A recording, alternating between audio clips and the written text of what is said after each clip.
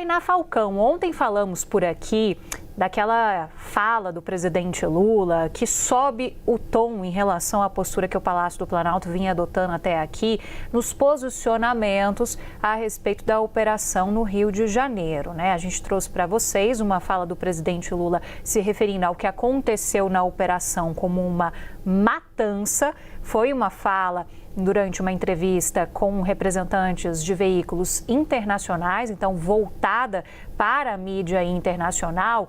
E eu fui conversar com alguns aliados do presidente Lula dentro do Partido dos Trabalhadores para entender como é que eles estavam vendo essa fala do presidente Lula, se isso não dava ainda mais gatilho para a direita. Qual que é o discurso que eles têm adotado? O que eles acreditam é que haverá uma certa fragilidade de Cláudio Castro com o tempo, que não dá para se repetir uma operação no porte que foi essa.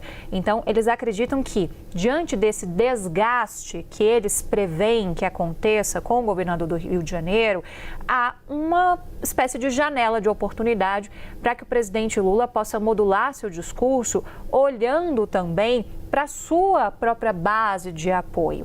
Tinha cobrança dentro do Partido dos Trabalhadores para que Lula desse declarações um pouco mais no tom que a esquerda tem adotado em relação ao que aconteceu no Rio de Janeiro. Então, diante disso, diante dessa cobrança, Lula resolve sair de cima desse muro e adota uma palavra que foi lida como bastante forte ao se referir. Então, o que o PT está fazendo é monitorar essa espécie de reação, mas apostando que em algum momento Cláudio Castro vai se desgastar, que não dava mais para o presidente Lula ficar ali no modo cautela em relação ao que estava sendo colocado sobre essa operação no Rio de Janeiro. A gente tinha acompanhado, comentamos ontem aqui com as nossas analistas, o presidente Lula estava se manifestando nas redes sociais, estava evitando improvisos sobre o tema, sobretudo depois que ele colocou traficantes como vítimas, e isso foi usado